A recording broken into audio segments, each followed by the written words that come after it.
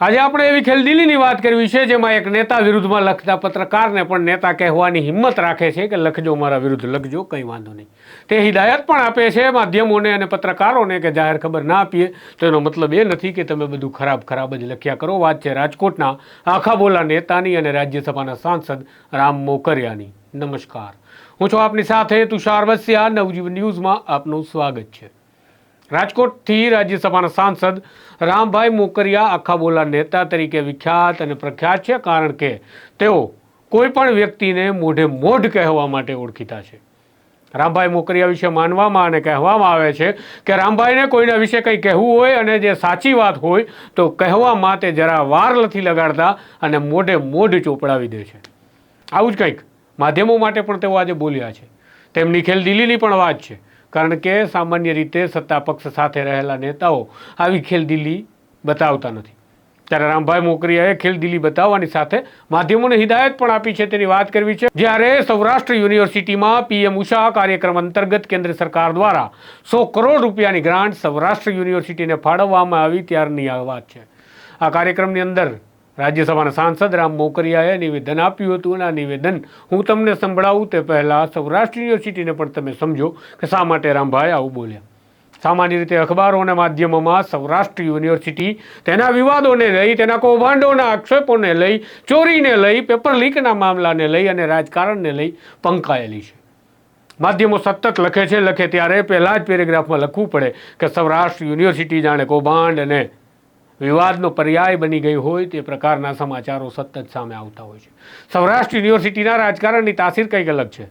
ત્યારે રામભાઈ મોકરિયાએ જે નિવેદન આપતા કહ્યું કે તમારા વિશે એટલે કે સૌરાષ્ટ્ર યુનિવર્સિટી વિશે સતત છાપાઓમાં જે લખાણ આવે છે, જે અહેવાલો આવે છે તે સતત નેગેટિવ આવે છે.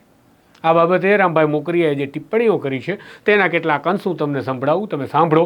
પરંતુ એક વખત વખાણ કરવા પડે રામભાઈ મોકરિયાની આ ખેલદિલીના કે જેઓ કહી શકે છે પત્રકારને મોં પર કે બરાબર છે, તમે મારા વિરુદ્ધ ખૂબ લખો છો, લખજો કંઈ વાંધો નહીં. અન્યથા કેટલાય નેતાઓ છે જેમને મરચાં લાગી જાય છે, વાર નથી લાગતી અને તેઓ કેટલીક કાર્યવાહી માટે પણ પ્રયાસો કરવા લાગે છે. સાંભળો રામભાઈ મોકરિયાને. પેપરવાળાને ખબર નહીં તમારા માટે શું લાગણી, શું પ્રેમ હશે કે અહીંયાથી કોણ પ્રેમ વ્યક્ત કરતું હોય. કંઈક ને કંઈક આપણા વિશે નેગેટિવ પોઝિટિવ આવ્યા જ કરે છે, જાણે એની પાસે કોઈ યુનિવર્સિટી સિવાયના બીજા કોઈ સમાચાર જ ન હોય. અત્યારે કોઈ અહીંયા છે પ્રેસવાળા નથી ને, એ પાછું કાલે આપશે, નહીંતર કોક અપાવશે. છે ક્યાં પ્રેસમાં છો? સંદેશ. આ તું તો મારી વિરુદ્ધ બહુ લખજો, વાંધો લખજો મારું લખજો, વાંધો. એટલે ખાસ આપણી હેતુ ઈચ્છા કે જે 100 કરોડ આપણે મળ્યા છે એને કેમ વધુ સારી રીતે ઉપયોગમાં લઈ શકીએ. વસ્તુ વધુ કંઈ કહેવાઈ ગયું હોય તો માફ કરજો. અને પ્રેસવાળા તમે પોઝિટિવ લેજો, કાયમ નેગેટિવ જ લ્યો છો. આપણે જાહેરાત ના આપીએ એનો અર્થ એવો નહીં કે એની વિરુદ્ધ લખાય. Thank you. આભાર. તો આ રામભાઈ મોકરિયાના ભાષણમાંથી લીધેલા કેટલાક અંશો હતા.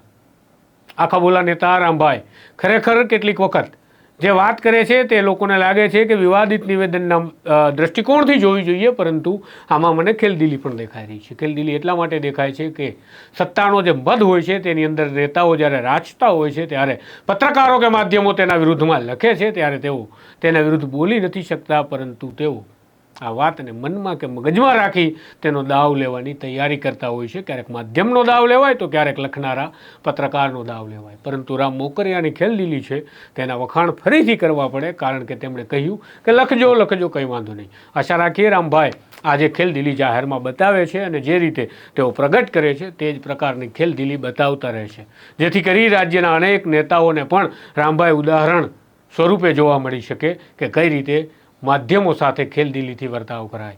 આ જ પ્રકારની વાત અને સમાચારો સાથે ફરી મળીશું નવજીવન પર.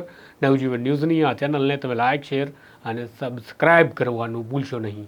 નમસ્કાર. વૈષ્ણવજન તો તેને કહીએ જે પીડ પરા